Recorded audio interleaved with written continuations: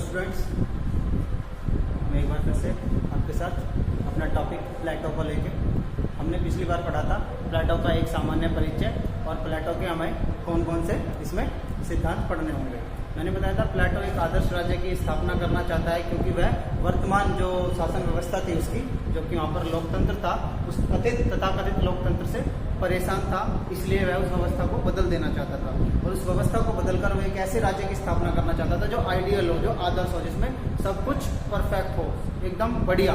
ठीक है, तो इसके लिए उसने 4 सिद्धांतों का निर्माण किया था। मैंने आपको कल बताया था, पहला सिद्धांत था न्याय का सिद्धांत, दूसरा सिद्धांत था इसका शिक्षा का सिद्धांत, और तीसरा साम्यवाद का सिद्धांत, और चौथा सिद्धांत था एक आदर्श राज्य का निर्माण, एक आदर्श राजा का निर्माण, एक दार्शनिक राजा का निर्माण।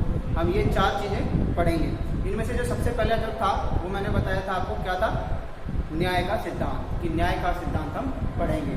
तो सबसे पहले जब हम न्याय के सिद्धांत को पढ़ने की बात करते हैं तो इसमें एक चीज आती है कि न्याय क्या है। ठीक है, सबसे पहले जब बात कही जाती है तो ये की जाती है कि न्याय क्या है। न्याय के बारे में जो प्लेटो के जो विचार हैं वो बिल्कुल अलग हैं, सभी विचारकों से अलग हैं। और उस टाइम पे भी न्याय की कुछ परिभाषाएं थी। जब प्लेटो था, प्लेटो के टाइम पे भी जस्टिस की कुछ परिभाषाएं थी, जस्टिस के कुछ सर्वमान्य तत्व थे, जस्टिस के बारे में भी लोगों की राय थी।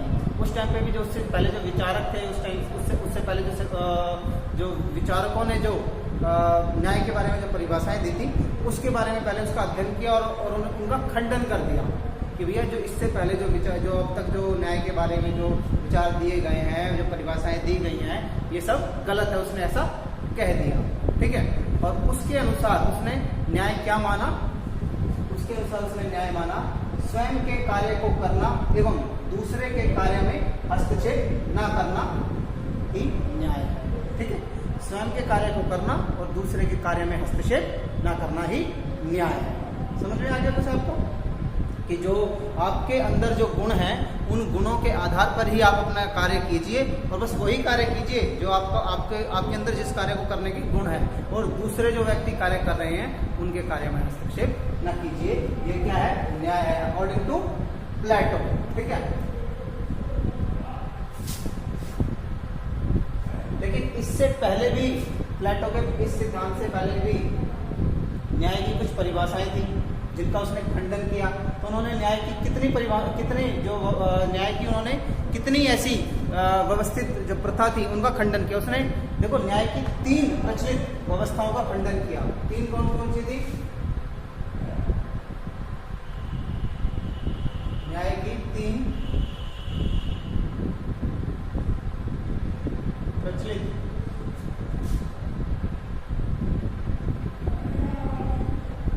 मान्यताएं थी, जिन्हें प्लेटो ने खंडित किया, उनका खंडन किया। प्लेटो ने उस समय जो न्याय की जो परिभाषाएं थी 3, उनको बिल्कुल भी नकार दिया। इसमें सबसे पहली थी, पहला सिद्धांत था न्याय का परंपरावादी सिद्धांत। ठीक है, इसमें पहला सिद्धांत था न्याय का परंपरावादी सिद्धांत। दूसरा सिद्धांत था इसका न्याय का उग्रवादी सिद्धांत। न्याय का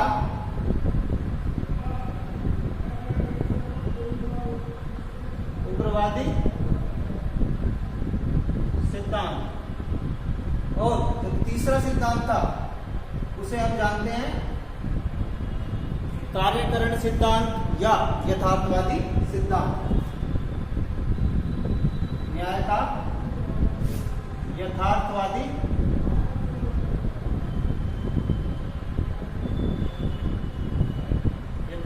या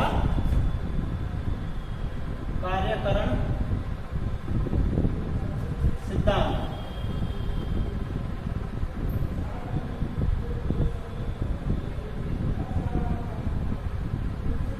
ठीक है, उस उस टाइम पे ये 3 सिद्धांत प्रचलित थे प्लेटो के टाइम में। इन तीनों सिद्धांतों को प्लेटो ने नकार दिया। प्लेटो ने इन तीनों सिद्धांत को नकार दिया। कौन कौन सा? परंपरावादी, उग्रवादी और यथार्थवादी। ठीक है, परंपरावादी जो सिद्धांत थे उसके समर्थकों में आते हैं सेफाल्स और इसका पुत्र पॉलीमार्कस।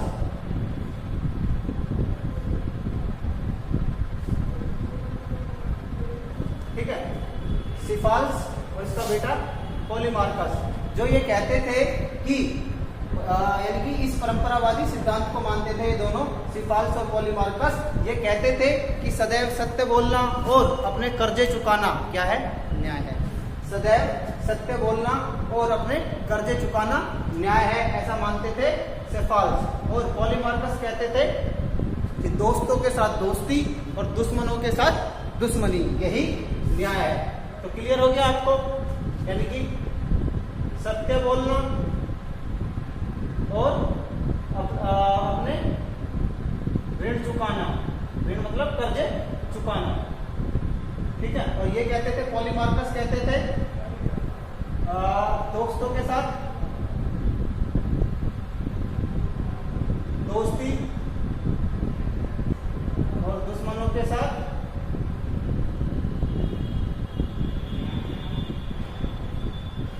दुश्मनी।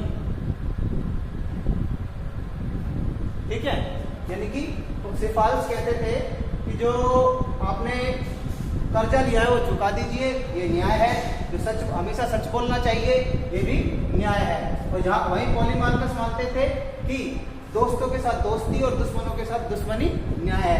यह कौन सा सिद्धांत है? न्याय का परंपरावादी सिद्धांत। इस न्याय के सिद्धांत का यह कहते हुए प्लेटो ने खंडन कर दिया कि हमेशा सत्य बोलना न्याय नहीं हो सकता। क्यों? कई बार हमें राष्ट्र हित में झूठ भी बोलना पड़ता है अपने देश की खुफिया जानकारी छुपाने के लिए, जिससे हमारे देश की रक्षा की जा सके। तो हम सदैव सत्य बोलकर न्याय की स्थापना नहीं करते हैं, क्योंकि आप जब अपने देश की खुफिया जानकारी किसी को दे देते हैं सत्य बोलकर, तो आप अपने देश के साथ न्याय नहीं करते हैं, देशभक्ति के साथ न्याय नहीं करते हैं। सदैव अपने ऋण चुकाना, ये इसके लिए भी कहा है कि यदि कोई व्यक्ति जिससे आपने लोन लिया है, कर्जा लिया है, जब वह आपसे कर्जा वसूल करने आता है तो वह आपके ऊपर अत्याचार करता है, आपको जान से मारने के प्रयत्न करता है या आपके बच्चों को मारने का प्रयत्न करता है, आपके साथ हिंसा करता है, तो ऐसे अत्याचारी व्यक्ति के पैसों को, ऋण को चुकाना जरूरी नहीं है, उसे आप चुकाने से मना कर सकते हैं। ठीक है, तो ये भी न्याय नहीं है। अब ये कहता है दोस्तों के साथ दोस्ती और दुश्मनों के साथ दुश्मनी। ऐसा कौन कहता है? पॉलीमार्कस कहता है। ये किसका पुत्र है? सेफाल्स का पुत्र है। कहता है कि दोस्तों के साथ दोस्ती करनी चाहिए और दुश्मनों के साथ दुश्मनी। यहाँ पर प्लेटो ये कह देता है कि भैया पहचानोगे कैसे? पहचानोगे कैसे कि कौन दोस्त है और कौन दुश्मन है? ये तो बड़ा मुश्किल है कि जो हो सकता है कि तुम्हारा दोस्त होने की नौटंकी कर रहा हो, दुश्मन हो, अंदर का काला हो, भीतर का काला हो, उसका क्या नाम है, उसका मुंह गोरा हो और उसका मन काला हो। पहचानोगे कैसे? कोई गारंटी है कि जो आपके साथ खड़ा है, आपके साथ खाना खा रहा है, आपके साथ खेल रहा है, हो सकता है कि वही आपसे ईर्ष्या रखता हो, वही दुश्मनी रखता हो भीतर से? तो ये पहचानना बहुत मुश्किल है। तो हम इस सिद्धांत को भी खारिज कर देता है प्लेटो, ये कहकर कि दोस्तों को पहचानना बहुत मुश्किल है, इसलिए आप ऐसा नहीं कर सकते कि दोस्तों के साथ दोस्ती और दुश्मनों के साथ दुश्मनी, न्याय, ये वाला कॉन्सेप्ट नहीं चलेगा। ठीक है, फिर आ जाता है क्या? उग्रवादी सिद्धांत, न्याय का उग्रवादी सिद्धांत। इसके समर्थकों में है थ्रेसिमैक्स।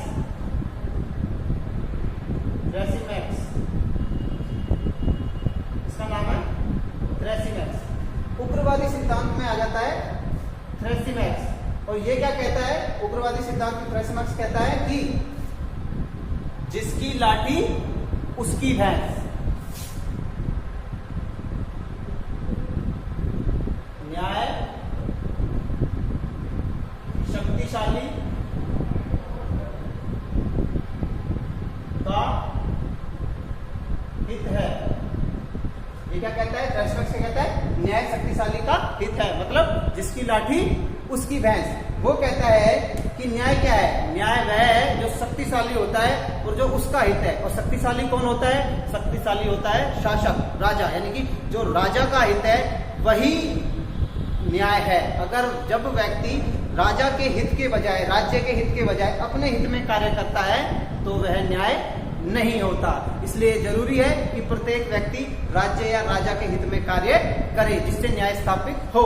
लेकिन इसको भी है यह कहते हुए खंडन कर देता है प्लेटो, थ्रेसिमैक्स की जो धारणा है कि न्याय शक्तिशाली का हित है, यानी कि जिसकी लाठी उसकी भैंस, इसका खंडन इस प्रकार करता है कि राजा अपने स्वार्थ के लिए शक्ति का प्रयोग कर सकता है, लेकिन न्याय किसी व्यक्ति विशेष की इच्छाओं की पूर्ति के लिए नहीं बल्कि सभी समाज के भलाई के लिए होता है। इसलिए भी वह इस विचार का खंडन कर देता है, क्योंकि थ्रेसिमैक्स कहता है कि शक्तिशाली होता है राजा या राज्य, और राज्य के हितों के अनुसार ही लोगों को परफॉर्मेंस करने चाहिए, लोगों को एक्टिविटी करनी चाहिए।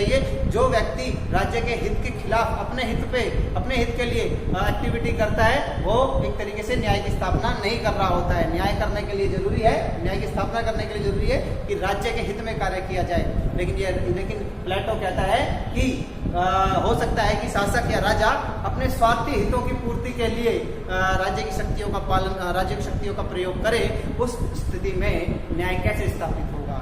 उससे तो राज्य के खुद के निहित स्वार्थ पूरे होंगे, प्रजा के नहीं होंगे। तो वह इसका भी खंडन कर देता है। थ्रेसिमैक्स के जो उग्रवादी जो सिद्धांत है इसका भी खंडन कर देता है। ठीक है, तो यहाँ पर उसने क्या नाम है, सेफल्स और पॉलीमार्कस का जो सिद्धांत है परंपरावादी, उसको भी नकार दिया है। कहता है कि ये भी न्याय की परिभाषा नहीं है। और जो उग्रवादी सिद्धांत की जो परिभाषा थ्रेसिमैक्स ने दी थी कि न्याय शक्तिशाली का हित है, इसको भी वह मना कर देता है। इसके बाद जो तीसरा जो न्याय का सिद्धांत है वह है यथार्थवादी सिद्धांत, कार्यकरण सिद्धांत। तो आप ये याद रख लीजिए, यथार्थवादी सिद्धांत। इसका कॉन्सेप्ट क्या है? इसका कॉन्सेप्ट बिल्कुल सीधा है कि न्याय भय का शिशु है। इसमें कहा जाता है कि न्याय भय का शिशु है। और इसके जो क्या नाम है, इसके जैसे यहाँ पे जैसे थ्रेसिमैक्स समर्थन करता है उग्रवादी का, और यथार्थवाद का समर्थन करता है ग्लूकोन।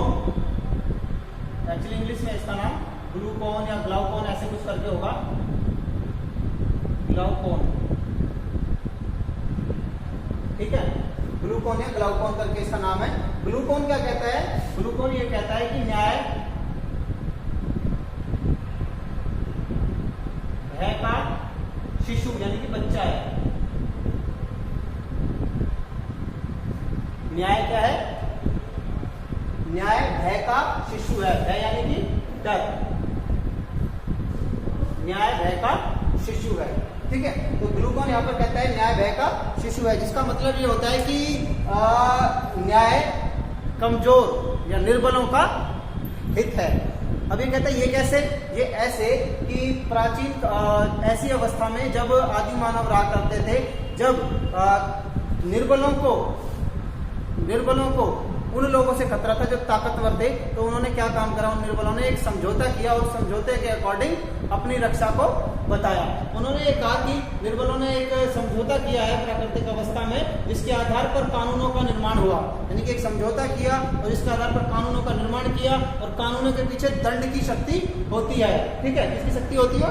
दंड की शक्ति होती है। इस दंड की शक्ति के भय के कारण ही व्यक्ति न्याय के आचरण को पालन करता है। ठीक है, बेसिकली यहाँ पे बात समझने वाली ये है कि जब कमजोर लोगों को डर लगने लगा कि ताकतवर लोग उन्हें मार देंगे, तब उन्होंने समझौता किया और उस समझौते के जरिए कुछ कानून बने और उन कानूनों का पालन दंड शक्ति के आधार पर किया जाता था। उस दंड शक्ति के डर से, उस दंड शक्ति के भय से लोगों ने कानून का पालन करना स्टार्ट करा, और उसी कानून का पालन करना ही न्याय कहलाया जाने लगा। लेकिन अब बात करते हैं प्लेटो इसका खंडन कैसे करता है यथार्थवाद का। वो कहता है कि जो ये समझौता करने की जो व्यवस्था जो यहाँ पर बताई गई है, इस व्यवस्था में कहता है कि ये जो समझौता नाम की जो चीज है ना, ये कहता है ये एक्सटर्नल चीज है, बाहरी चीज है। मतलब बाहर कोई एक ऐसा फैक्ट है जो कि आदमी के इंटरनल पार्ट, अंदर की चीज नहीं है। ये बाहर की चीज है। जबकि प्लेटो यहाँ क्या मान के चलता है कि व्यक्ति के जो गुण होते हैं, इंटरनल गुण होते हैं, उनके आधार पर ही कार्य को करना। व्यक्ति के, वो कहता है कि जो व्यक्ति अपने इंटरनल जो उसके अंदर जो गुण होते हैं उन गुणों के आधार पर ही कार्य करे और अपना ही कार्य करे और दूसरे के कार्य में हस्तक्षेप न करे, तभी न्याय है। तो वो ये कहता है कि ये जो यथार्थवादी सिद्धांत है, ये इसका जो पार्ट है वह है एक्सटर्नल, यानी कि समझौता। यहाँ पर क्या हुआ है, समझौता हुआ है। तो समझौता क्या है, समझौता एक एक्सटर्नल पार्ट है, ठीक है। और दूसरी बात क्या है कि ये जो न्याय है ना, न्याय का पालन किसी भय से नहीं हो सकता। न्याय का पालन किसी कानूनों के भय से नहीं हो सकता। यह व्यक्ति स्वाभाविक रूप से करता है। क्यों करता है? क्योंकि उसे पता होता है कि ये न्याय है और न्याय सबके लिए एक समान है, तो वह अपने लिए भी न्याय समझता है और दूसरे व्यक्तियों के लिए भी न्याय समझता है। आपने देखा होगा कई विषय ऐसे हैं जिसमें कितने भी कड़े कानून बना लो, उन कानूनों का कोई असर समाज में नहीं होता है। क्यों? क्योंकि वह जबरदस्ती लागू करवाए जाते हैं। लेकिन अगर उन कानूनों को बनाने के बजाय उन लोगों को शिक्षित कर दिया जाए या समझा दिया जाए कि यह आपके फायदे के हैं और इन्हें फॉलो करोगे तो सब लोगों को फायदा होगा, तो फिर वह उन्हें फॉलो करने लग जाते हैं, जिसके लिए दंड शक्ति की भी आवश्यकता नहीं रहती है, ठीक है। तो यहाँ पर मैंने आपको बताया है कि प्लेटो ने अपना न्याय का सिद्धांत दिया है और न्याय के सिद्धांत में उन्होंने ये कहा है कि स्वयं के कार्य को करना और जो उसके लिए निर्धारित किया गया है, स्वयं के कार्य को करना और दूसरे के कार्यों में हस्तक्षेप न करना ही न्याय है। इसलिए उसने पहले क्या है, अपने इस धारणा को, अपने स्टेटमेंट को देने से पहले जो उस टाइम पे प्रचलित न्याय के 3 सिद्धांत थे, परंपरावादी सिद्धांत, उग्रवादी सिद्धांत और यथार्थवादी सिद्धांत, इन सिद्धांतों का, तीनों सिद्धांतों की व्याख्या की और उनकी आलोचना की। उन आलोचनाओं को उनका खंडन किया। उनका खंडन करने के बाद उसने अपने न्याय का सिद्धांत दिया और जिसका ये निष्कर्ष निकाला कि स्वयं के कार्य को करना एवं दूसरे के कार्य में हस्तक्षेप न करना ही न्याय है, ठीक है।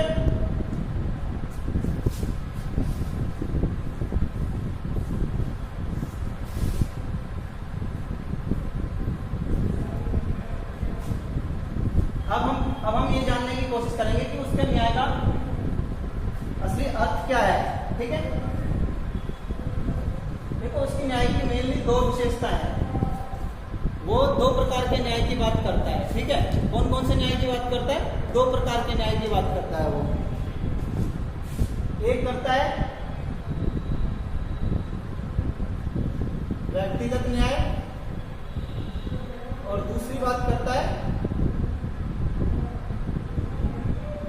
सामाजिक न्याय की बात करता है। किसकी बात करता है वह? सामाजिक न्याय के स्वरूप की बात करता है वह, ठीक है।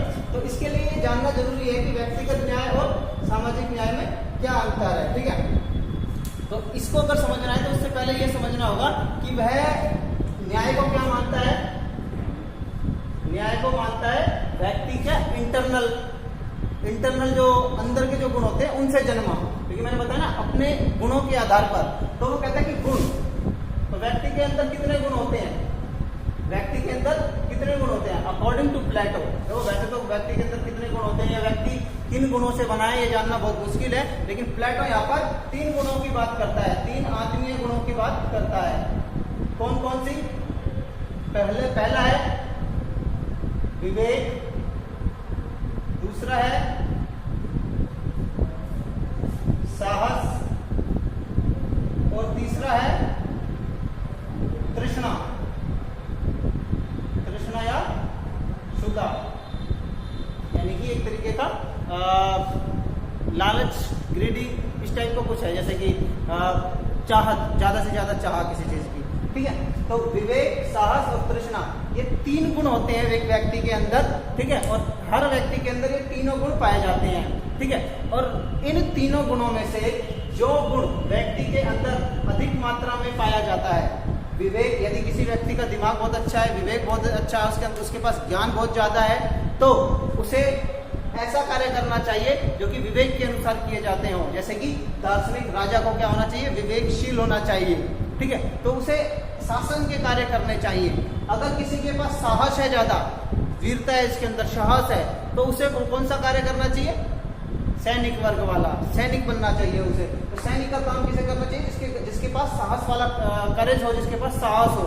और तीसरा है तृष्णा, जिस व्यक्ति के अंदर ये वाला गुण ज्यादा हो, तृष्णा वाला, तो उसे कहाँ जाना चाहिए? उसे उत्पादक वर्ग में जाना चाहिए। तो आत्मीय गुणों के आधार पर वह 3 वर्गों का भी निर्माण करता है। यानी कि कौन सा वर्ग? एक है शासक वर्ग, दूसरा है सैनिक वर्ग और तीसरा है उत्पादक वर्ग। ठीक है, यानी कि तुम्हारे अंदर विवेक ज्यादा है तो तुम शासक वर्ग में जाओगे, अगर तुम्हारे अंदर साहस ज्यादा है तो सैनिक वर्ग में, और तृष्णा ज्यादा है तो उत्पादक वर्ग का काम करोगे। तो स्पष्ट विभाजन कर देता है। अब यहीं से ही न्याय के कॉन्सेप्ट सामने आता है। अब न्याय का क्या कॉन्सेप्ट है यहाँ पे? इस न्याय के कॉन्सेप्ट में देखिए, व्यक्तिगत न्याय में वह कहता है कि व्यक्ति के जो 3 आत्मीय गुण हैं, व्यक्ति के जो ये 3 आत्मीय गुण हैं, इन गुणों के आधार पर ही जब वह, इन गुणों के आधार पर ही वह जब एक्चुअली ये 3 गुण जब निश्चित अनुपात में पाए जाते हैं, ये तीनों गुण हर व्यक्ति के अंदर निश्चित अनुपात में रहते हैं, तभी वह कहता है कि व्यक्तिगत न्याय स्थापित होता है। ठीक है, निश्चित अनुपात में होते हैं तभी कौन सा न्याय होता है? तभी होता है कौन सा? व्यक्तिगत न्याय। ठीक है, और इसके बाद बात करता है किसकी? सामाजिक न्याय की। सामाजिक न्याय में क्या कहता है? सामाजिक न्याय में कहता है कि जब व्यक्ति इन तीनों गुणों के आधार पर ये निष्कर्ष निकाल ले कि मेरे अंदर कौन सा गुण ज्यादा है। मान लीजिए किसी व्यक्ति के अंदर साहस का गुण ज्यादा है, तो उस व्यक्ति को सैनिक वर्ग का कार्य करना चाहिए, और सैनिक वर्ग का कार्य करते समय उसे उत्पादक वर्ग या शासक वर्ग के कार्यों में हस्तक्षेप नहीं करना चाहिए। और उसी प्रकार से यदि किसी में तृष्णा का गुण ज्यादा है तो उसे उत्पादक वर्ग का काम करना चाहिए, और उसे विवेक शासक और सैनिक वर्ग के कार्यों में हस्तक्षेप नहीं करना चाहिए। जब ऐसे ही जब ऐसे ही तीनों वर्ग विवेक वाले, यानी कि राजा शासक का कार्य करेगा, जब तीनों वर्ग के लोग अपना अपना कार्य करेंगे और दूसरे के कार्य में हस्तक्षेप नहीं करेंगे, तब क्या स्थापित होगा? तब होगा सामाजिक न्याय का स्थापना, सामाजिक न्याय की स्थापना। तो ठीक है, क्लियर हो गया कि प्लेटो प्लेटो न्याय को मानता है कि वह आत्मीय गुण से होता है। न्याय का जो निर्माण है वह आत्मीय गुणों से होता है। किससे होता है?